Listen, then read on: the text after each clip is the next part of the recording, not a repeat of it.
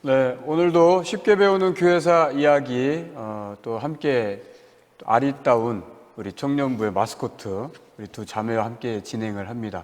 자, 오늘은 멜빵 시스터즈라는 이름으로 출연을 합니다. 자, 우리 인사드리겠습니다. 우리 샬롬 하면서. 자, 샬롬. 네, 진행을 맡은 김경진 목사입니다. 네, 우리 두 자매도. 안녕하세요. 저희는 송찬미. 이혜원. 오늘은 청년부 MS 멜빵 시스터. 네, 본인들이 더 재미있어 하고 있어요, 지금. 네. 오늘 다시 이 자리에서 교회사 이야기 듣는 시간이 되어서 너무 기대가 됩니다. 우리 예언 자매도 한마디. 네, 저도 엄청 기대되는데요. 오늘도 역시 실시간 채팅 올려주시면 답 확인하여서 답변하는 시간이 있으니 많이 올려주시고 내용 관련한 질문들을 많이 읽어볼게요. 네. 저번 시간에는 십자군 전쟁에 대해서 말씀해 주셨는데 이번 시간에는 어떤 거에 대해서 말씀해 주신다고 하죠? 이번 시간에는 종교 개혁에 대해서 알아보기로 했습니다. 할 얘기가 가장 많은 종교개혁에 관해서. 그래서 오늘도 우리 청년부의 마스코트와 같은 오늘은 특별히 멜빵 시스터즈로 출연을 한 우리 이예원 또 송찬미 자매와 함께 교회사 이야기, 특별히 종교개혁과 관련해서 얘기를 한번 해볼까 합니다. 자, 우리 두 자매도 흔히 말하는 모태신앙인인데 이제 목사님이 중간에 예수 믿게 된 사람들에게 많이 듣는 그런 질문이 있어요. 그게 뭐냐 하면 왜 이렇게 교파가 많냐, 또 이렇게 교단이 많냐, 그런 질문인데 혹시 우리 찬미 자매나 예언 자매 들어본 적 있어요? 그런 거 궁금해 본 적 있어요? 네. 있어요? 근데 궁금한데 여태까지 안 알아보고 오늘 목사님이 알려주신다고 하네요. 그래요.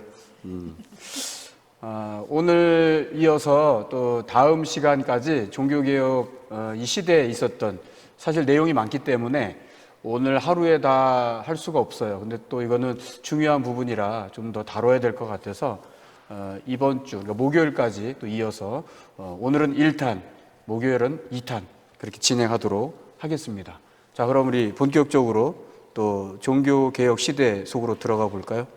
네. 이건 애드립이에요. 네. 그럼 첫 번째 질문을 오늘 드릴 건데요. 먼저 종교개혁이 무엇인지 처음에 말씀을 해주세요. 종교개혁이라 하면 우선 뭐 용어 정리를 간단히 해보면 레포르마티오 라티노로는 영어로는 물론 리포메이션이라고 하지만 이것은 서방교회, 그러니까 우리가 그동안 배웠던 것을 기초로 한다면 로마 카톨릭 교회를 말하죠. 서방교회라고 하면 그 로마 카톨릭 교회의 개혁을 하는데 사실은 그 교회의 내부적인 운동을 좀 하려고 했던 그런 취지로 우리가 잘 알고 있는 마틴 루터로 인해서 시작이 된 거였습니다. 그래서 이거를 어떤 학자들은 교회의 내부 운동이다. 왜냐하면 내부가 너무 썩었기 때문에. 그래서 그걸 개혁하자라는 그러한 입장을 취했던. 근데 이것이 이제 1517년에 일어났기 때문에 그때를 기준으로 보죠.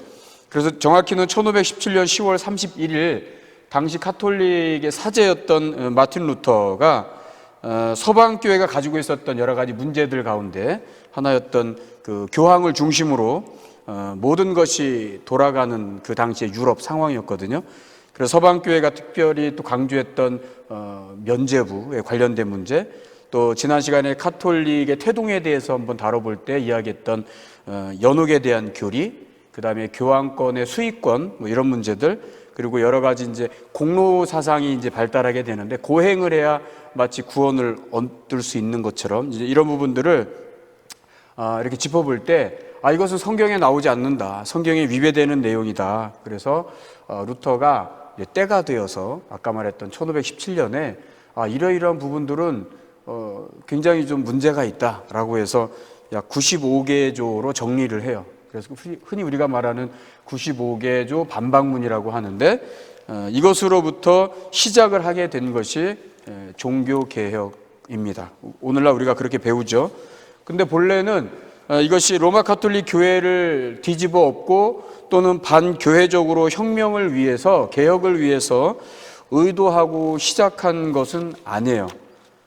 단지 성경의 가르침과 또 로마 가톨릭 교회의 그 가르침이 서로 다른 것, 성경에 위배되고 있는 부분들이 있다는 것을 비로소 깨닫고 그것을 좀 바로잡으려고 어떤 반박문을 만들었던 거죠. 그래서 그걸 자신이 교수로 있었던 그 비텐베르그 대학에 있는 학교 안에 있는 교회, 그때로 말하면 성당이겠죠.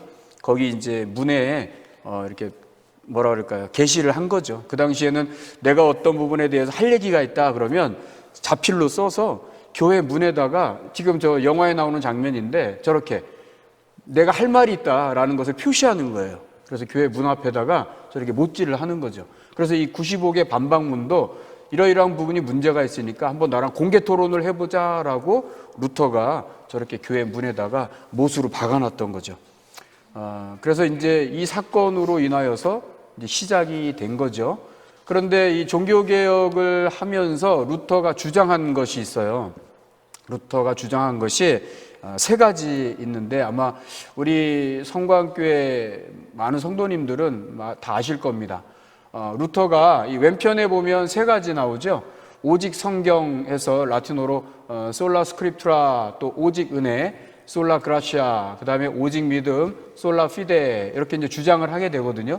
그런데 약 한 5, 6년 지난 후에 누가 등장하냐 하면 이제 스위스 제네바, 물론 프랑스 출신이긴 하지만 스위스 제네바에서 종교개혁을 주도했던 장 칼뱅, 또는 뭐 영어식으로는 존 칼빈이라고 하는데 두 가지의 주장을 더 거기에 보탭니다. 그래서 오직 예수, 그래서 솔루스 크리스투스, 그 다음에 오직 하나님의 영광을 위하여 해서 솔리스 데오 글로리아라고 이렇게 주장을 해서 이것을 종교개혁의 5대 강령이다, 이렇게 이야기를 합니다.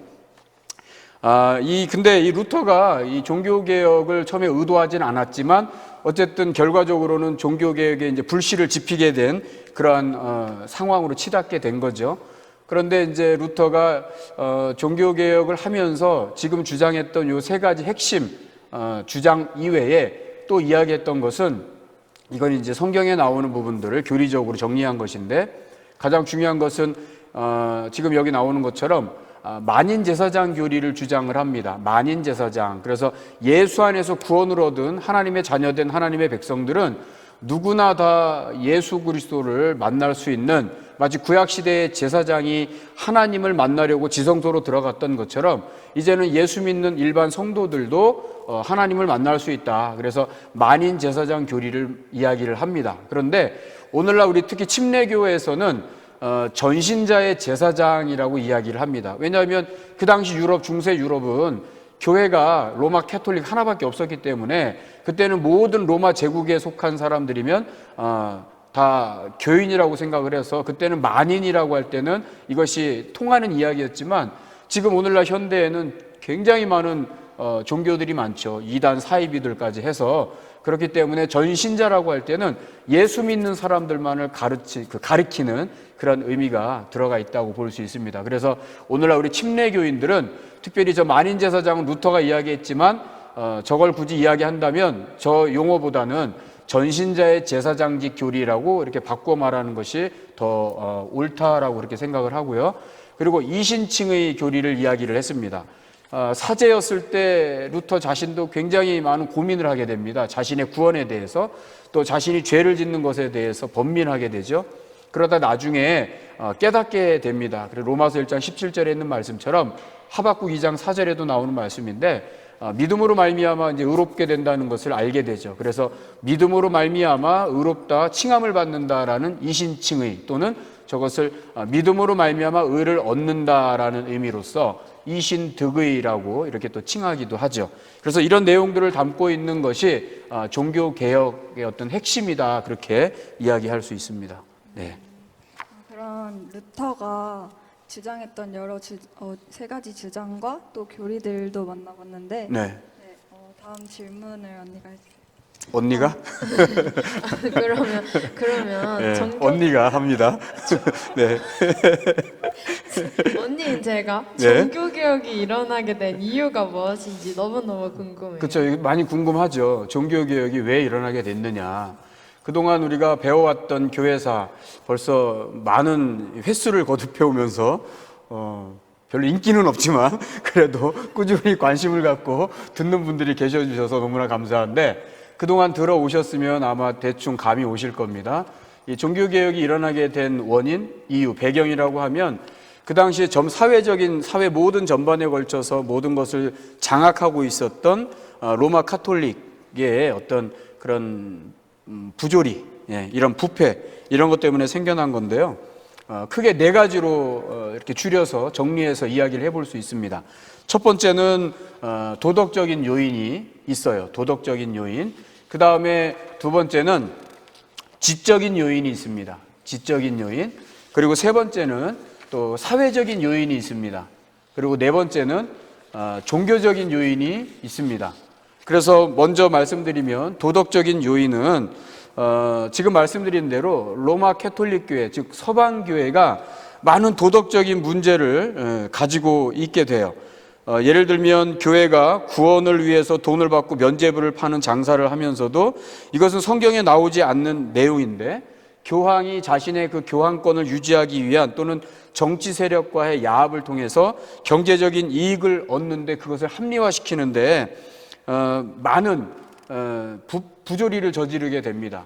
그런데 그것에 대해서 쉬쉬하고 감추는 일들이 계속 빈발하게 되는 거죠. 그래서 이런 부분들을 그동안에도 많은 것을 지적을 하는 사제들도 간혹 있긴 했지만 종교개혁 당시에는 이제 루터가 이 부분에 대해서 굉장히 많은 그런 반발을 갖게 됩니다. 또 성직의 매매가 성행을 합니다. 그러니까 돈을 주고 주교라든지 사제 또는 어떤 대주교가 되고 하는 부분에 있어서 그런 성직을 돈을 주고 사는 거죠. 마치 우리나라가 조선시대 때 매간 매직이 있었던 것처럼 또 어떤 좀 뭐라 그러죠? 양반 계급이 있고 중인 계급이 있고 상인 계급이 있는데 상인 계급이 그 돈을 많이 벌어서 양반을 돈 주고 사듯이 뭐 이런 것처럼 이 당시에도 성직을 매매하는 그러한 일들이 또 많이 있었어요. 그리고 특별히 또 12세기 라테란 공의회 때에는 로마 캐톨릭 교회의 사제들, 즉 신부들의 결혼을 금지하는 법을 공표하는데 이것은 단순히 법적인 결혼을 금지하는 것으로만 성문법으로만 이해를 했지 실상은 이걸 교묘하게 피해가요. 그래서 실제로는 신고만 안 하지 어떤 여자를 데리고 산다던가 또 약혼도 하고 연인을 두는 일이 흔했어요. 또 심지어는 15세기, 16세기 요때에 16세기 교황 율리오 2세라는 교황이 있었는데 이 교황은 밀회를 즐겨요. 그렇게 연인을 두고 또 약혼녀를 두고 이렇게 밀회를 즐깁니다. 그리고 또 동성애를 해요. 또 그레고리 13세는 또 사생아를 낳아요. 또 바오로 3세도 연인이 있고 또 개혁 당시에 레오 10세도 율리오 3세와 함께 또 동성애를 하는 이러한 도덕적으로 입에 이렇게 담을 수 없는 그러한 성적인 문제부터 해가지고 아주 많은 문제들이 내부적으로 있었어요. 근데 이것을 내부자들이 알면서도 쉬쉬했던 거죠. 그래서 이런 도덕적인 요인 때문에 종교개혁이 일어날 수밖에 없는 그러한 어떤 단초가 되었다. 그 다음 두 번째는 지적인 요인을 들 수 있는데 지적인 요인, 여러분들도 우리 두 자매도 학교 다닐 때 아마 수업 시간에 많이 들었을 거예요. 세계사 시간에. 그죠? 네. 르네상스라고 하는데 이것은 불어로 르는 이제 뭐 다시, 반복, 재 이런 뜻이거든요. 그래서 르네상스는 탄생하다라는 뜻이에요. 그래서 르네상스 하면은 재탄생, 그래서 재생, 뭐 부활 이런 의미를 가지고 있는데 이 종교개혁 직전에는 조금 전에 말씀드린 것처럼 유럽 사회는 이 로마 카톨릭 교회가 신앙생활은 물론 사회 전반적인 모든 것을 이렇게 통제하는 그러한 시대였어요. 근데 바로 그때에 세 가지 이런 움직임들이 또 특징적으로 나타나는 것들이 있었거든요. 로마 가톨릭 교회가 그렇게 부패해가는 상황 속에서도 그런 도덕적으로 타락하고 또 막 정말 희망이 없어 보이는 것 같은 그런 시대 상황 속에서도 그래도 뭔가 좀 개혁을 좀 하고 뭔가를 좀 바꿔보려고 하고 이래서는 안 된다고 하는 그런 움직임들, 그런 꿈틀거림들이 있었어요. 그래서 그걸로 인해서 특징적인 또 세 가지의 어떤 운동, 무브먼트가 있었는데 그 중에 하나가 바로 이 르네상스고 그 뒤를 이어서 이제 휴머니즘이라고 하는 이제 인문주의가 또 발달, 이제 또 태동하게 되고 그 다음에 그것에 대한 영향을 다 받고 어떤 마지막에 귀결점이라고 할까요? 그때 마치 폭탄이 빵 터지듯이 이렇게 타이머로 맞춰놨는데 시간이 됐을 때 빵 터지듯이 터졌던 것이 바로 종교 개혁이었던 거죠. 근데 일반적으로 이 르네상스라고 할 때 르네상스는 14세기와 15세기에 이탈리아의 그 피렌체를 중심으로 일어났던 문화, 또 조각, 그림, 음악 이런 예술적인 부분에 있어서 어떤 부흥을 의미하는 거였거든요. 그래서 그 의미는 뭐 회복, 부흥, 각성, 또 재생화, 재개화 등을 특징으로 하는 그러한 어떤 움직임이라고 할까요? 번역하면 이것을 문예의 부흥이라고 하는데 이런 기치를 내걸었어요. 라틴어로 에드폰투스 또는 에드폰테스라고 하는데 이것은 고전으로 돌아가자라는 뜻입니다. 그러니까 그 당시에 사회적으로 도덕적으로 막 문제가 되다 보니까 이런 르네상스가 일어날 수밖에 없었던 그런 움직임 속에서 우리가 옛날 고전의 문헌들을 너무 모르기 때문에 그렇다. 우리가 지식적인 것이 너무 부족하기 때문에 그렇다라고 어떤 자각에 의해서 그러면 헬라 철학, 고대 철학, 그 다음에 초대교회 당시에는 어떤 기록물들이 있었는지 우리가 지금 라틴어도 잘 모르고 우리말도 잘 모르고 글씨도 없고 그러면 사람이 좀 사람답게 살기 위해서는 이런 문제점들을 해결하기 위해서는 우리가 우리 자신을 알아야 되겠다라고 하면서 주장했던 게 고대 문헌으로 고전으로 고대로 다시 돌아가자. 그래서 에드폰투스 이렇게 주장을 했던 거거든요. 그래서 이때 발흥했던 것이 바로 르네상스였습니다. 그래서 이 지적인 요인이 종교개혁의 어떤 또 단초를 제공했다라고 또 그렇게 볼 수 있고요. 그 다음에 세 번째는 사회적인 요인입니다. 사회적인 요인은 우리가 지난 시간에 십자군 전쟁 배웠잖아요. 십자군 전쟁 이후에 중세 유럽의 봉건 제도가 무너져요. 그걸 장원 제도라고 하는데 이 봉건 제도가 이렇게 무너지게 되면서 상업이 발달하게 돼요. 그리고 금융업도 발달하게 됩니다. 그래서 이 농업 경제가 상업 중심의 경제 구조로 바뀌게 돼요. 유럽 사회가. 그리고 국가주의가 등장하게 돼요. 특별히 스페인이나 영국이나 이제 신성 로마 제국에서 이제 분리가 되는 주변에 있는 나라들이 점점 이제 왕권을 강화하게 되는. 근데 상대적으로 그렇게 하다 보니까 신성 로마 제국의 황제나 또 교황의 어떤 그 교황의 그 권한이 조금씩 약화되어져 가는 그러한 사회적인 요인이 발생하게 돼요. 그리고 또 그 교황청이 얼마나 힘이 약해졌었냐면 아비뇽 유수 지난번에 한번 언급은 됐었는데 아비뇽 유수 그렇게 로마를 버리고 프랑스에 있었던 아비뇽으로 이렇게 피신가는 그러한 일이 있기까지 그렇게 교황권이 이제 조금씩 힘을 잃어가는 권위를 잃어가는 그러한 또 요인이 하나 있게 됩니다. 그리고 로마 가톨릭 교회 그 당시에 종교개혁 당시에 황제였던 레오 10세가 게르만족과 또 라틴 계열에 있는 사람들을 이렇게 차별 정책을 해요. 그래서 이런 부담들 또 이런 어떤 교회의 남용으로 인해서 루터 때 와서 루터가 이런 부분에 대해서 굉장히 반감을 갖게 돼요. 그리고 이제 네 번째는 종교적인 요인입니다. 이제 가장 중요한 건데 종교적인 요인 가운데에서 가장 중요한 이제 면죄부를 들 수 있는데 인둘겐티아라고 하는 라틴어로 인둘겐티아, 영어로는 letter of indulgence라고 이렇게 표현을 하는데요. 이것은 바로 그 이제 11세기 말쯤에 이제 십자군 전쟁이 있었잖아요.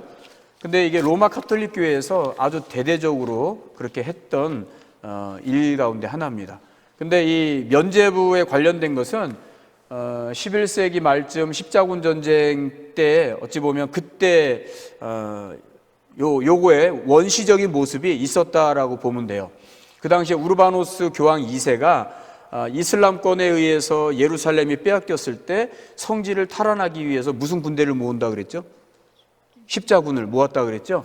근데 그 십자군을 모을 때 기치로 내걸었던 게 뭐예요? 데우스 로불트였죠. 데우스, 라틴어로 데우스 로불트. 한번 따라해 볼까요? 이거는 기억을 해도 돼요. 데우스 로불트. 그게 무슨 뜻이냐면 하나님을 위하여, 신을 위하여, 또는 신이 시켰다라는 뜻이에요. 하나님께서 원하신다라는 뜻이거든요. 하나님께서 원하신다. 뭐를? 성지 탈환을. 그래서 성지 탈환을 위해서 이 십자군 전쟁에 참여하는 사람은 너희들의 죄가 사해진다. 거기서 죽든지 살아 돌아오든지. 근데 바로 이것이 종교개혁 당시에 또 그 이전에 이제 이 면죄부를 발행해서 팔게 되는 어떤 그런 모티브를 제공하게 되는 하나의 단초가 되는 사건이죠. 그런데 이 면죄부와 관련돼서 우리가 잊지 말아야 될 사람이 한 사람 있어요. 도미니크 수도의 수사였는데 요한 테첼이라고 하는 사람이 있어요. 이 사람이 당시 교황 레오 10세가 바로 이 사람인데, 교황 레오 10세가 몇 가지 이유가 있었어요. 돈이 필요했어. 아까 로마 캐톨릭 교회, 서방 교회가 성직을 매매했다 그랬죠. 근데 그 당시에 서로 성직을 매매하다 보니까 막 큰 돈을 꿔서 빚을 져가지고 이 관직을 사듯이 그렇게 산 거죠. 교황 레오 10세도 마찬가지고 그 밑에 있는 주교들도 마찬가지고. 그런데 이 교황 레오 10세는 돈이 많이 필요했어. 하나는 그 성직 매매로 인하여서 빚을 진 거에 대한 그 빚을 갚기 위한 것이었고, 또 하나는 지금의 그 로마에 간 바티칸 시티에 있는 그 바티칸 베드로 성당, 그 베드로 성당을 크게 더 건축하기 위해서 돈이 필요했어요. 그래서 이것을 그 당시에 할버스타트의 주교였던 알브레이트, 아주 루터하고 밀접한 관계가 있던 사람이었는데, 이 알브레이트도 마찬가지로 성직을 매매한 사람이에요. 이 사람도 빚을 크게 졌어. 그래서 이 사람하고 그것이 딱 맞아 떨어졌어요. 돈이 필요한 것이. 그래서 누굴 내세웠냐? 바로 아까 화면에 그림에 나왔던 요한 떼첼이라고 하는 수도사를 앞세워서 이제 면죄부를 팔도록 시킨 거예요. 그래서 면죄부를 팔아서 돈을 벌어오면 그 돈의 일부는 알브레이트가 가져가고 그 돈의 일부는 어디로 가요? 로마에 있는 교황 레오 10세의 주머니로 가는 거지. 그래서 빚을 갚게 되고 베드로 성당을 건축하는 재정으로 쓰게 되는 그런 일들이 이제 생기게 되는 거예요. 근데 누군가는 이 면죄부를 파는 요한 테첼을 두고 이런 말을 했다고 해요. 그는 면죄부라는 가짜 만병통치약을 팔겠다고 다니는 약장수 같았다. 그러니까 굉장히 잘 판 거야. 그리고 이 하늘문이 열리노라라는 제목으로 면죄부를 팔 때 많은 사람들이 모이면 그 제목으로 설교를 하는 거예요. 여러분이 여기다 동전 한 입을 떨어뜨리면 그것으로 인해서 여러분의 가족들은, 먼저 죽었던 여러분들의 가족이나 부모님들, 조상들은 이 돈 때문에 이 면죄부를 사게 되면 그들은 연옥에 있다가 천국 간다고, 그러면서 그 하늘문이 열리노라, 돈이 땡그랑하고 떨어질 때마다 그런 설교를 해서 많은 사람들이 면죄부를 살 수밖에 없을 만큼의 그런 신금을 울리는 설교를 해야 되는데, 어쨌든 이 사람은 그런 능력이 있었던 것 같아요. 그런데 이 일에 크게 자극을 받은 루터가 결국엔 이것이 자신이 교수로 있는 비텐베르그까지 이제 점점 그런 어떤 요한 테첼의 영향을 받은, 또 면죄부를 팔기까지 그쪽까지 오게 되고, 거기서도 그런 설교를 하게 되니까 이제 더 이상 두고 볼 수 없다. 그래서 이 마틴 루터가 이제 주먹을 불끈 쥐고 뭘 한 거예요? 야, 이거 도대체 안 되겠다. 이러다간 정말 답이 없다. 그래서 95개의 그런 이 캐톨릭에서 그 당시에 가르쳤던 내용들에 대한 잘못된 부분, 성경에 위배되는 부분들을 조목조목 적었던 것이 바로 95개의 조에 해당하는 뭐예요? 반박문이었던 거죠. 그래서 아까 그 비텐베르그 교회 성당 그 문 앞에다가 루터가 이렇게 붙여 놓은 거죠. 못질을 해서. 근데 총 3부를 라틴어로 썼어요. 근데 라틴어로 썼다는 것은 일반인들을 대상으로 했다는 건 아니에요. 왜냐하면 일반인들은 라틴어를 몰랐기 때문에, 평민들은 사제들만 라틴어를 알았고 신학교에서 배우는 학생들 정도까지 라틴어를 알았기 때문에, 그 말은 교황을 루터가 불신했던 건 아니에요. 단지 그 교황 밑에 있는 사람들이 교황에게 잘 보이기 위해서 이런 일들을 벌이는 거다. 그래서 교황에게, 교황이시여 지금 상황이 이런데 이 상황을 알고 있습니까? 이걸 똑바로 좀 보시고 판단하십시오라고, 그런 의도로 루터가 진행을 했던 건데, 이것이 의도했던 거하고는 정반대의 일들이 생겨나게 된 거죠. 그래서 이게 종교개혁의 어떤 그런 불을 지르게 되는 그러한 사건이 됐던 거예요. 네. 그러면 마틴 루터를 지금 말씀해 주셨는데 종교개혁을 네. 시작한 인물인데 마틴 루터 이전에 종교개혁의 시초가 되었던 다른 인물들은 누가 있었는지. 그래요. 질문을 잘했는데 흔히 우리가 종교개혁하면 제일 먼저 떠오르는 인물은 마틴 루터예요. 그건 뭐 학문적으로도 어쨌든 신학적으로도 뭐 이거는 부인할 수 없는 일인데, 그리고 마틴 루터와 함께 동시대에 살았고 또 친하게 지냈던 처음에는 울리 쯔빙글이라는 인물도 있고, 또 그 다음에 그 이후에 나이는 조금 더 어리지만 그 동시대에 또 살았던 또 존 칼빈이라는 인물이 또 있어요. 그런데 이들이 있기 이전에 벌써 그 종교개혁의 전야라고 이렇게 제목을 붙여놨는데, 종교개혁의 시초가 되었던 인물들이 있습니다. 누구냐 하면 영국의 잉글랜드의 그 존 위클리프라고 하는 사제가 있었고요. 그리고 보헤미안, 오늘날로 말하면 체코입니다. 체코의 얀 후스라고 하는 또 그 당시 지금 체코 프라하에 있는 그 카렐 대학의 총장이었고 신학 교수였는데 이 얀 후스가 있었고요. 또 이탈리아에 누가 있었냐면 사보나롤라라고 하는 또 사제도 있었어요. 근데 이들이 사실은 종교개혁의 또 선구자와 같은 역할을 또 보헤미아에서, 잉글랜드에서, 이탈리아에서 사실은 먼저 시작했던 인물들입니다. 물론 이들이 이제 인문주의자들이 볼 때는 뭐 인문주의의 영향을 받아서 그렇다라고도 얘기를 하는데, 조금 더 급진적인 그런 신학자들은 종교개혁을 이 사람들까지 이렇게 소급을 적용해서 조금 더 앞당겨서 말하는 그런 학자들도 있기는 합니다. 근데 그때에도 이들이 강조했던 것은 오직 성경이었다는 거죠. 왜냐하면 성경보다 더 권위를 위에 두었던 사람이 누구예요? 로마 카톨릭 교회는 교황이었죠. 예. 교황이 하나님의 말씀인 성경보다도 그 권위가 더 위에 있었는데 그걸 이제는 아니다. 이거는 잘못된 거다. 교황보다도 더 권위를 어디에다 두었다는 거예요? 예, 오직 성경에 권위를 두었던 거죠. 그래서 교황 제도에 대해서 어떤 이의를 제기했던 교회 전통보다도 교회 어떤 교황의 권위보다도 성경에 우선 권위를 두었던 인물들이라고 볼 수 있는 거죠. 그래서 조금 전에 언급했던 세 인물들 가운데 두 인물 정도를 한번 말씀을 드려볼까 합니다. 먼저는 존 위클리프인데, 이 존 위클리프는 잉글랜드에서 태어난 연도는 정확히 알 수는 없습니다. 그래서 생년은 정확히 알 수는 없지만 죽은 연도는 알 수 있어요. 1320년 초쯤에 20년 어간에 초에 태어났고 사망은 1384년에 사망을 하게 되는데, 존 위클리프를 가리켜서 학자들이 이렇게 나중에 붙였어요. 죽은 뒤 화형당해 개혁의 씨를 뿌린 자다, 이렇게 말합니다. 죽은 뒤에도 화형을 당했어요. 부관참시를 당해요. 사람이 죽으면 무덤에 묻을 거 아니에요, 땅에. 근데 그 시체를 꺼내가지고 또 부관참시를 해요. 한 번 더 죽이는 거야. 예, 화형을 당해서 묻었는데 뭐가 있겠어? 뼈만 남았겠지. 어찌 보면 뼈도 뭐 몇 개 없을 텐데. 근데 그거를 또 무덤에서 꺼내서 또 그것을 어떻게 또 한 번 해야 하는 거예요. 그게 부관참시예요. 그런데 그 일로 인해서 더 그를 따랐던 자들로 인해서 종교개혁의 씨를 또 뿌리게 되는 그런 일들이 있었다는 거죠. 잉글랜드의 철학자이자 신학자였어요. 그래서 마틴 루터보다는 한 150년 정도 앞서서 종교개혁을 먼저 영국에서, 요크셔 지방에서 먼저 했던 그렇게 평가를 받는 사제입니다. 생전에 탄압을 많이 받았어요. 조금 전에 이야기한 것처럼 부관참시도 당하고, 또 근데 그의 뒤를 이어서 영향을 받은 사람이 누구냐 하면 바로 보헤미아, 지금의 체코에 있는 얀 후스였습니다. 그럼 여기서 조금 이상한 거 못 느껴요? 이상한 거. 영국은 섬나라고, 보헤미아, 체코는 유럽, 서유럽도 아니고 어디예요? 체코는 동유럽에 속했잖아요. 그죠?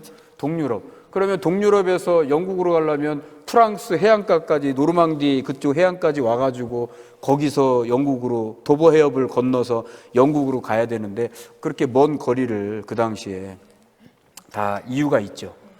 예.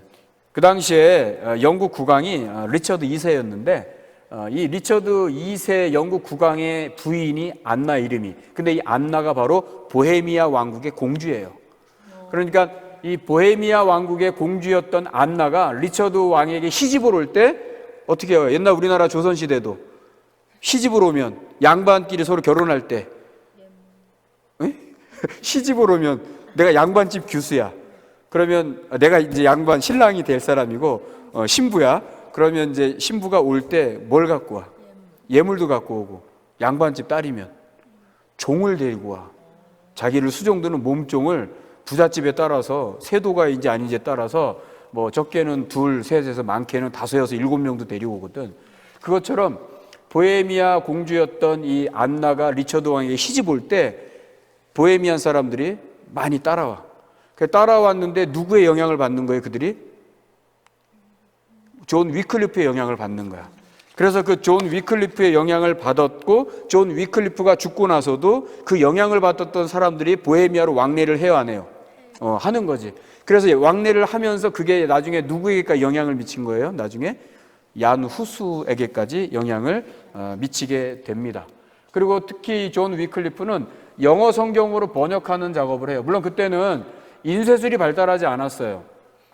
유럽의 인쇄술은 1440년에 독일에서 그 구텐베르크에 의해서 인쇄술이 이제 그때서야 금속활자로 이제 인쇄가 되기 시작을 해요. 근데 우리는 이때보다도 고려시대 때, 공민왕 때인데 1372년에 이미 벌써 우리는 직지심체 요절이라고 해서 이거를 우리는 자꾸 직지심경이라고 얘기를 하는데 이거는 불경이 아니기 때문에 직지심경이라고 그러면 이건 안 되는 거예요, 원래. 직지심체 요절이라고 해야 돼요. 근데 어쨌든 간에 우리가 흔히 알고 있는 이 직지심경이라고 지금 얘기를 했지만 불란서의 박물관에 가면 이 책이 불란서 박물관에 있어요. 우리가 뺏긴 거지. 빨리 찾아와야 되는데, 자, 어쨌든 이것은 1372년 이후에 발행이 그 금속활자로 만들어진 거죠. 전 세계에서 최초로 만들어진. 그러니까 우리가 유럽보다 빨랐던 거죠. 근데 어쨌든 존 위클리프도 독일에서 금속활자 인쇄술이 발명되기 전에 손으로 필사하는 자기의 제자들을 통해서 필사하면서 그것으로 성경, 영어로 번역을 한 성경을 전하고 가르치고 설교할 때 활용하고, 그래서 이것 때문에 이제 화형에 이제 당한 거죠. 그리고 존 위클리프의 제자들을 일컬어서 롤라드파다 그렇게 이야기를 해요. 자, 이건 뭐 나중에 혹시라도 기회가 되면 또 자세히 얘기를 하고서, 그 다음 두 번째 인물은 누구라 그랬죠? 얀 후스. 얀 후스에 대한 별칭이 또 있어요. 얀 후스. 보헤미안 왕국, 현재 체코인데, 자, 이 얀 후스에 대해서는 후대 사람들이 뭐라고 이름을 붙였냐면 혁명전야. 여기서 혁명전야라는 것은 종교개혁을 말하는 거죠. 혁명전야에 시끄럽게 울다간 거위다. 후스라는 이름, 그게 거위라는 뜻이거든요. 그래서 저를 거위라고 그렇게 은유적으로 표현을 후대 사람들이 한 거예요. 얀 후스는 보헤미아 왕국의 종교개혁자였습니다. 그리고 교육자였죠. 15세기경에 활동한 신학자이기도 합니다. 마틴 루터보다 약 한 100여 년 정도 앞서서 활동한 그런 신학자예요. 그리고 아까 말한 대로 체코 프라하의 카렐 대학교의 신학 교수이자 총장을 했던 사람이에요. 그런데 이는 그 콘스탄틴 공의회에서 파문을 당하면서 이제 화형을 당하기로 결정이 되고 그 회의에 참석을 했다가 붙잡혀서 결국에 나중에 화형을 당하게 됩니다. 그리고 이후에 이 얀 후스를 따르는 사람들, 이를 지지하는 세력들을 이제 우리가 후스파라 그렇게 불러요. 후스파. 근데 이는 수많은 설교와 강연을 통해서 뭘 주장하냐면 교회는 청렴해야 된다, 순수해야 된다, 교황 제도는 없어져야 된다, 그리고 부패에 찌든 저 교회를 개혁해야 된다, 이렇게 주장을 했던 사람 중에 한 사람입니다. 그가 1411년에 그 당시에 교황이었던 요한 23세가 콘스탄스 공회의로 참석할 것을 요구해요. 그런데 여러 이야기들이 얀 후스에게 들려와요. 야, 후스야, 너 거기 가면 교황이 널 죽일 거야. 가지 마. 근데 얀 후스는 나도 알아. 가면 죽을 거 알지만 가서 내가 할 말이 있어. 죽더라도 나 가서 이 말을 해야 돼. 그래서 로마 카톨릭 교회에 대한 여러 가지 부패, 문제점, 교황에 대한 여러 가지 또 어떤 이야기할 것들, 이런 여러 가지들을 가지고 가죠. 근데 그 당시 이제 황제, 신성 로마 제국의 황제가 지그문트가 걱정하지 말고 와, 내가 네 신변을 보장해 줄게. 그러는데 이게 거짓이었던 거야. 근데 이제 약속은 받았지만 자기를 못 지켜줄 거라는 걸 알았기 때문에, 왜냐하면 그 당시 황제가 힘이 없거든. 근데 교황은 분명히 자기에 대해서 이를 갈고 있었기 때문에 자기를 죽일 거라는 걸 알았고, 근데 야누스는 그걸 알면서도 참석을 해요. 그래서 결국에는 가서 죽게 되는데, 이 후스가 죽기 전에 유언을 남기는데 아주 유명한 말을 남겨요. 뭐라고 하냐면, 오늘 당신들은 한 마리의 거위를 태우지만, 자기를 말하는 거지. 왜? 후스가 아까 뭐라 그랬어요? 거위. 그래서 거위는 자기를 말하는 거야. 오늘 당신들은 한 마리의 거위를 태우지만 100년 뒤에는 백조 한 마리가 나타날 거야. 그래서 그 백조가 당신들에게 결코 구워 먹히지 않고 당신들을 뭐 할 거다? 오히려 구워 먹을 거야. 당신들에게 구워 먹히지 않을 거야. 그 100년 전에 예언한 거야, 야누스가. 그런데 거의 정확히 100년 후에 백조가 나타나서, 그 백조가 누구예요? 그렇지, 그 백조가 바로 마틴 루터야. 그런데 기가 막히지. 그런데 이 마틴 루터에 대해서 그 당시에 아주 그냥 반감을 가지고 있었던 교황 레오 10세는 이 루터가 막 95개 반박문을 붙이고 하니까 그 반박문을 3개를 라틴어로 썼다 그랬잖아요. 그래서 하나는 교황에게 보내고, 또 하나는 아까 그 알브레이트라고 하는 주교에게 주고, 나머지 하나를 이제 그 교회 비텐베르그 문에다가 이제 못질을 해서 붙여놓은 건데, 이것을 교황 레오 10세가 이제 받으면서 편지를 이제 썼는데, 그 편지를 보고 나서 뭐라고 했냐면, 편지에 이렇게 썼어. 술 취한 독일 사람이 이 글을 썼는데 술에서 깨어나면 다른 사람이 될 것이다. 이건 이제 마틴 루터를 두고 한 말이야. 마틴 루터를 두고 이 알브레이트가 교황에게 보낸 거야, 편지를. 여기 미친놈이 하나 있는데 이 미친놈이 이제 제정신이 돌아오면 지자리로 돌아갈 거니까 그냥 미친 개가 짖는다고 생각하십시오. 이제 이렇게 보낸 거지. 내용인 즉슨 우리말로 이렇게 의역을 하면. 그랬더니 교황 레오 10세가 욕을 하는 거 같네. 교황 레오 10세가 이런 말을 해요. 루터에게 멧돼지 한 마리가 주님의 포도밭을 짓밟고 있다. 나는 그걸 믿지 않아. 이렇게 얘기를 했다는 거죠. 그런데 이 루터가 정말 야누스가 죽고 그 죽기 전에 예언했던 것처럼, 유언으로 남겼던 것처럼 100년 후가 되어서 정말 백조가 되어서 종교개혁을 하게 될 줄은 몰랐던 거죠. 예. 그래서 비로소 마틴 루터의 종교개혁 이전에 바로 존 위클리프와 또 이태리의 사보나롤라나 또 특별히 야누스를 통해서 종교개혁의 전야제와 같은 그런 일들이 역사적으로 있었다. 예. 그래서 이렇게 정리를 해볼 수 있어요. 길게 설명했는데 이해가 되나요? 너무 예, 막 지금 입이 말라서 물 한 잔 먹고 싶은데 이 물을 둘 데가 없어가지고 물을 못 떠왔어요. 그러나 침으로 목마름을 달래고. 자, 계속 한번 또 해볼까요? 나가볼까요? 그러면 마틴 루터 한 마리의 백조가 나올 때까지의 얘기를 들었는데, 그러면 종교개혁에 불씨를 던진 인물이 누구였는지. 지금 이제 이야기 계속 한 것처럼 비로소 야누스가 외쳤던 것처럼 이 거위는 가지만 100년 후에 백조가 나타날 거야 라고 했을 때 이제 그 백조가 비로소 이제 나타나게 되는 거죠. 그래서 이 마틴 루터를 가리켜서 뭐라고 부르냐면 개혁의 태풍의 눈의 중심에 있던 인물이다. 한번 같이 해볼까요? 개혁의 태풍의 눈 안에 있었던 인물. 안에 있었던 인물. 네. 그리고 또는 이렇게 말합니다. 100년 만에 나타난 백조가 횃불을 치켜들었다. 한번 해봐요. 100년 만에 나타난 백조가 개혁의 횃불을 치켜들었다. 할렐루야. 아멘. 예, 지금은 이렇게 웃으면서 말하지만 이 마틴 루터의 전기를 보면 막 감동받아요. 물론 이제 역사적인 평가는 부정적인 평가도 있긴 하지만 이 사제였던 캐톨릭의 사제였던 루터가 이렇게 개혁을 하기까지에는 이 속에서는 막 정말 그 끓는 용암처럼 끓는 그런 주를 향한 열망과 갈망이 있었거든요. 목숨 걸고 자기의 신념을 굽히지 않는 그런 루터의 정말 뭐라고 할까요? 강심장. 네, 그런 걸 이렇게 글로 쓴 걸 보면 감동을 받아요. 네. 자, 루터에 대해서 한번 얘기를 한번 해볼까요? 네. 예, 이 시간 안에 될지 모르겠어요. 자, 여러분들도 잘 따라오고 계신가요? 예, 집중해 주시기 바랍니다. 예, 잠깐 이렇게 한눈 팔면 또 헤맵니다. 그러니까 잘 따라오실 수 있기를 바랍니다. 그 루터는요, 1483년에 태어나요. 아이슬레벤이라고 하는 곳에서 만스펠트 백작이 소유하는 영주의 땅이라고 할까요? 그걸 백작영이라고 하는데 그걸 백국이라고 합니다. 백국. 백작이 다스리는 영토다. 나라 개념인 거죠. 그때 당시에는 공작이나 백작들이 나라를 다스렸어요. 공국, 백국 이렇게 불렀어요. 그래서 만스펠트 백작이 다스리는 나라의 아이슬레벤이라고 하는 곳에서 태어나게 돼요. 근데 1483년대에 태어나는데 아버지인 한스 루더와 어머니인 린더만 마가렛 사이에서 7남매 중에 장남 또는 뭐 차남이라고도 하는데 먼저 태어났던 사람이 죽었나 봐요. 그러니까 이제 장남이라고도 이렇게 돼 있어요. 어떤 기록에는 차남이라고도 나오기도 하더라고요. 근데 이제 마틴 루터가 태어나고 그 다음 해에 바로 이 만스펠트로 이제 이사를 하게 된 거죠.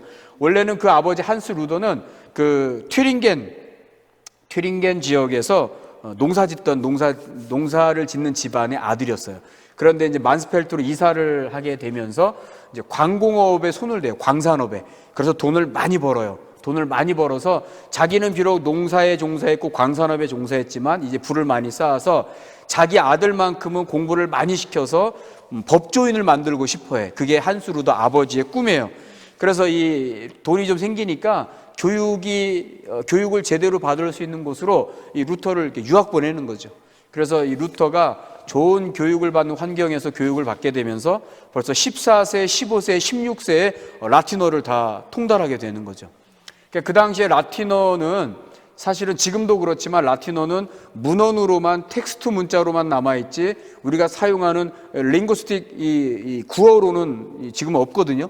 그래서 그 라틴어는 사어지만 그거의 자손 언어가 뭐냐 하면 이태리어, 스페인어, 포르투갈어, 뭐 또 독일어, 뭐 영어도 될 수 있고 또 불어도 이게 다 라틴 계열의 언어잖아요. 근데 어쨌든 원래 시조가 되었던 라틴어는 문자로만 남아 있거든요. 그런데 이 신학 관련돼서 공부를 좀 깊이 제대로 하려면 라틴어 공부를 꼭 해야 되거든요. 특히 유럽에서 신학을 공부하는 사람들은 헬라어, 히브리어뿐만이 아니라 자기네 나라 언어도 하지만 영어도 하고 특별히 라틴어를 공부해요. 그러니까 유럽에서 특히 독일에서 이 신학을 했다, 독일에서 목사다, 또 신학교 교수다 그러면 최소한 독일어, 영어, 헬라어, 히브리어, 라틴어를 다 할 수 있는 거죠. 그러니까 어찌 보면 미국에서 공부한 학자들보다 더 학문적으로는 독일에서 공부한 사람들을 학문적으로는 더 쳐주는 거죠. 그러니까 우리나라 사람들도 목회자나 신학자 공부한다면 미국을 갔다가 미국에서 또 공부를 더 하고 싶으면 어디로 가겠어요? 유럽, 독일이나 유럽에 가요. 왜냐하면 미국에도 없는 고대 문헌들이 다 어디 있기 때문에 대부분 유럽에 독일이나 프랑스나 영국에 있기 때문에 더 공부를 하러 가는 거죠. 근데 루터가 벌써 16세에 라틴어를 다 마스터해요. 그래서 이 법조인이 되라는 아버지의 부탁을 거절할 수가 없어서 이 루터가 법학대학에 들어가요. 그래서 법학대학을 이제 졸업을 하고 고민을 막 하던 가운데 루터에게 아주 평생에 잊을 수 없는 일이 하나 이제 벌어지게 돼요. 그게 이제 무슨 일이냐 하면 아버지 부모님을 만나러 잠깐 고향인 어디였죠 아까? 만스펠트로 가는 길에 에어프루트라고 하는 지역을 통과하게 돼요. 자기 친구랑 같이. 그런데 그 지나가는 길에 슈토테른하임이라고 하는 곳이 있거든요. 약 2년 전에 우리 청년들이 종교개혁지 유럽 비전 트립 갔을 때 우리 팀들이 거길 갔었는데 완전히 허허벌판 4차선 왕복 2차로 되어 있고 왕복 4차선 도로에서 2차선 도로로 들어갔다가 또 2차선 도로에서 시멘트로 포장된 도로로 들어가고 거기서 비포장으로 들어가야 갈 수 있는 곳이에요. 지금도. 근데 바로 거기를 루터가 부모님을 찾아뵙는다고 친구랑 같이 걸어가는 중에 낙뢰, 천둥번개가 치는데 거기서 친구가 죽는 거지. 근데 그 광경을 보면서 루터가 충격을 받고 하나님 왜 이런 일이 있습니까? 라고 하면서 자기 자신이 하나님 앞에 조금 더 고민하고 질문하게 되는 그런 시간을 갖게 되죠. 그래서 거기서 큰 번민에 휩싸이면서 루터가 큰 고민을 하게 되고 내가 여기서 살게 되면 엄청난 공포를 느낀 거죠. 내가 여기서 살아나면 내가 수사가 되겠습니다. 오늘날로 말하면 이제 목사님 같은 경우 옛날에 사업을 하다가 이제 하나님의 은혜를 받고서 제가 이제 주의 길을 가겠습니다. 이렇게 서원을 한 것처럼 루터는 바로 이 사건을 통해서 서원을 하게 되는 거죠. 그리고 신학교를 가게 돼요. 나중에는 신학교 교수가 되게 되는 거죠. 그 사진을 한번 잠깐 볼까요? 준비했다고 아까 그랬는데, 마틴 루터 이 사진 말고 아까 보여준 거 있었죠?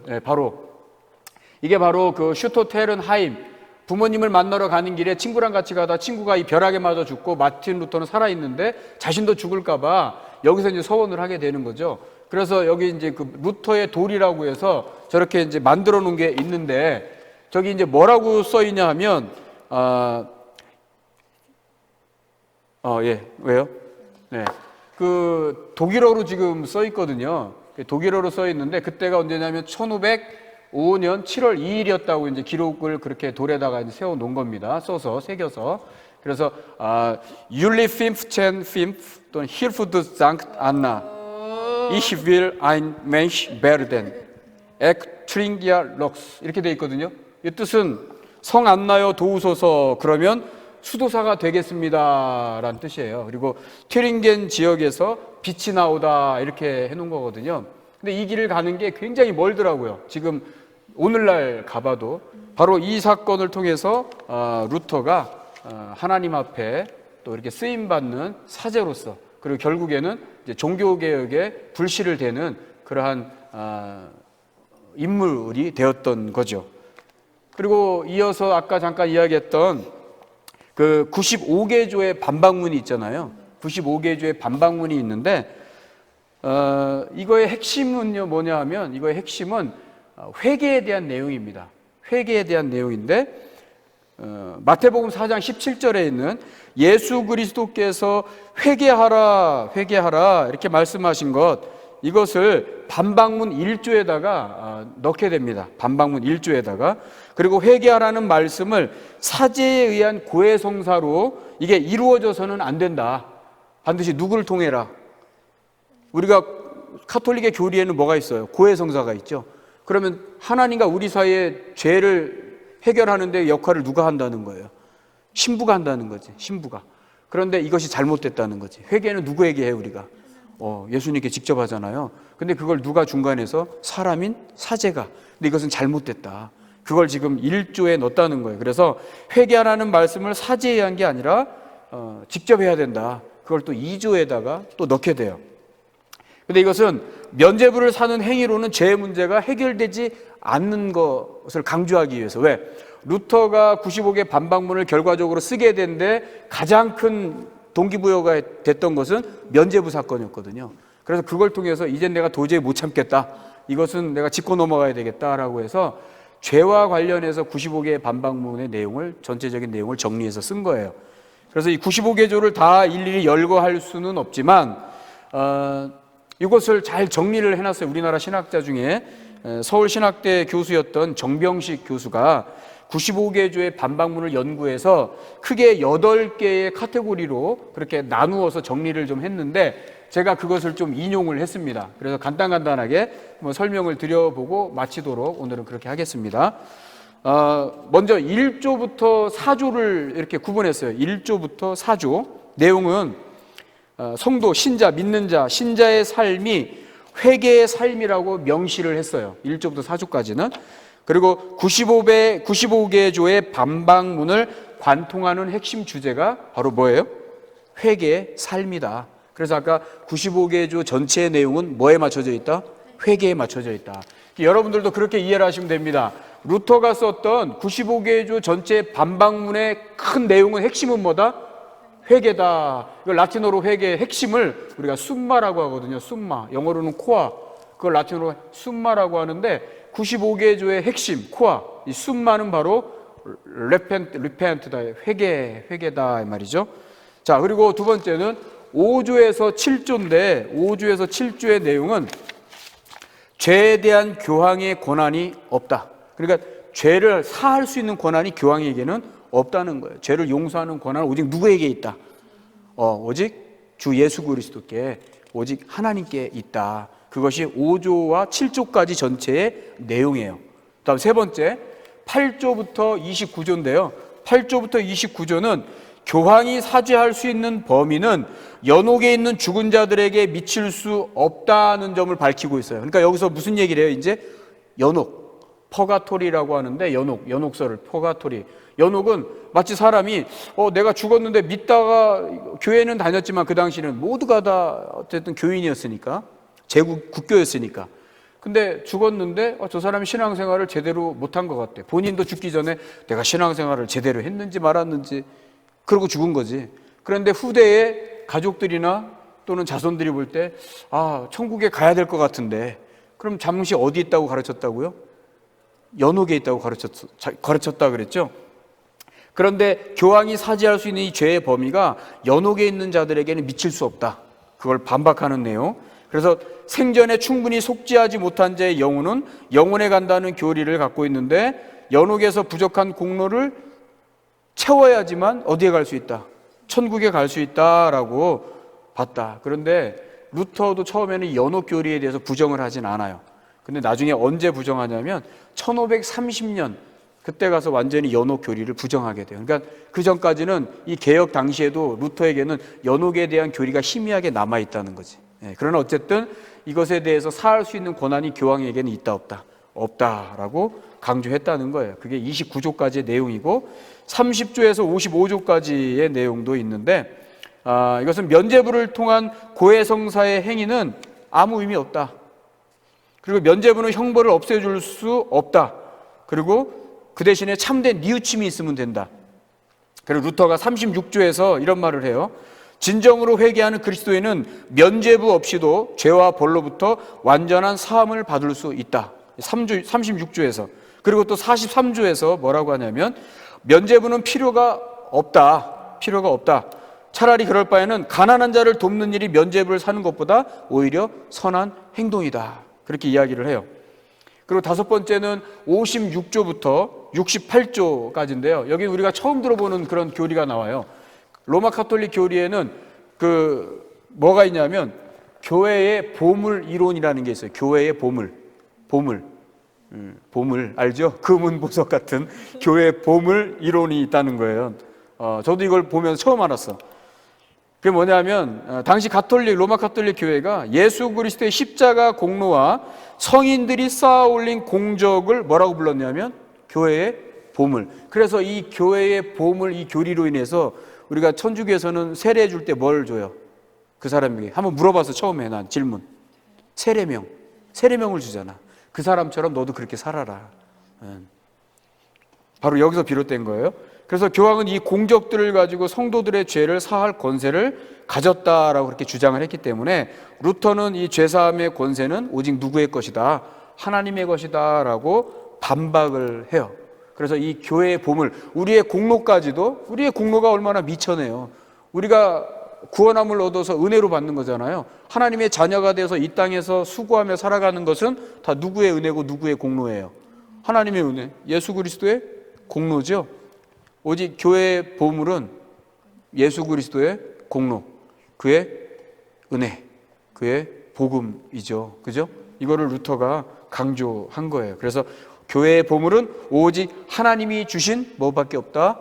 복음뿐이다. 그렇게 여기서 강조를 합니다. 또 69조에서 80조까지는 면죄부에 관련된 설교의 부작용을 설명을 해요. 아까 요한 떼첼이 그렇게 설교했다 그랬죠. 당신이 넣는 동전 한 입 때문에 하늘문이 어떻게 된다고요? 하늘문이 열립니다. 그리고 연옥에 있는 당신들의 가족들이 이제 하늘로 올라갑니다. 이렇게 했다는 거죠. 그 설교는 잘못된 설교다. 성경적으로 위배된다라고 가르치는 내용이 이 69조에서 80조까지에 들어가 있다. 그리고 이제 81조부터 91조의 내용은 면죄부에 대한 평신도들의 비판적인 질문을 담았다고 하는데 87조에서 이렇게 말해요. 이미 전적인 회개를 통해 구속받은 이들에게 교황은 또 무엇을 용서한다는 거냐.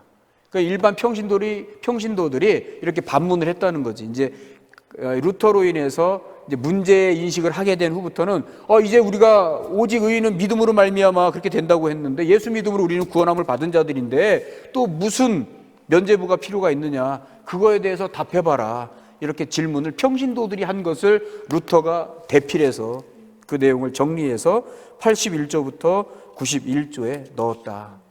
그 다음 마지막 92조부터 95조까지의 내용은 그리스도를 따르는 고난을 통해 참된 평화를 누릴 수 있다.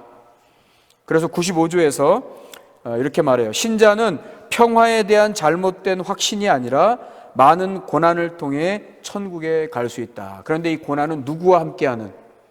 예수 그리스도와 함께하는 고난. 그래서 전체적으로 95개조 반박문의 내용은 핵심은 뭐였다? 회개였다.